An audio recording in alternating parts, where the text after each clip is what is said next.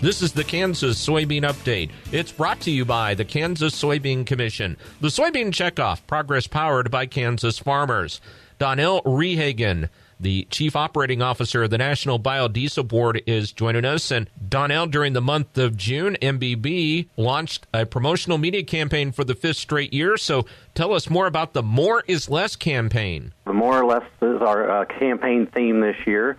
More biodiesel means less carbon. More biodiesel means less environmental impact. More biodiesel means less fossil fuel. So that's our theme this year. And really, you don't even have to drive a diesel vehicle or operate heavy machinery to show what the benefits are of biodiesel. Our survey data that we have shows the more people know about biodiesel, the more they like it, the more favorable they are about it. When you look at emissions and reduction in emissions, biodiesel is second to none in that category. And the use has been growing in regards to alternative fuel options. Yeah, absolutely. One of the things we're finding is in the heavy-duty fleets, biodiesel is gaining more and more popularity.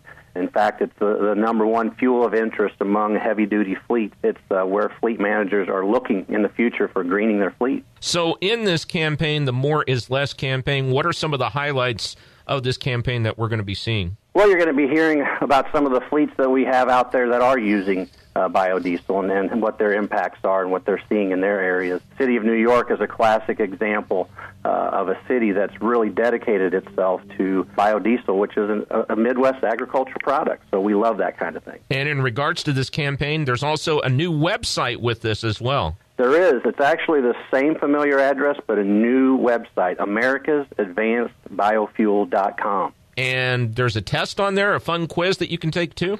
There is. It's always about fun and learning, and so we're going to give all the visitors to that website a chance to take a quiz and learn a little bit more about biodiesel.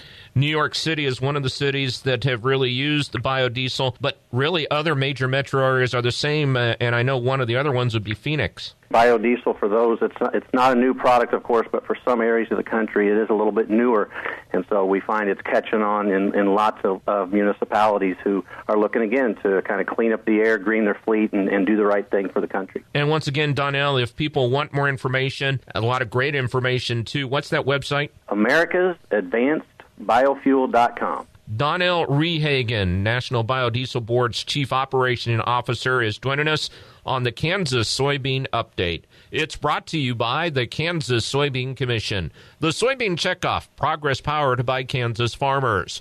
Learn more at kansassoybeans.org. For Kansas Soybeans, I'm Greg Akagi.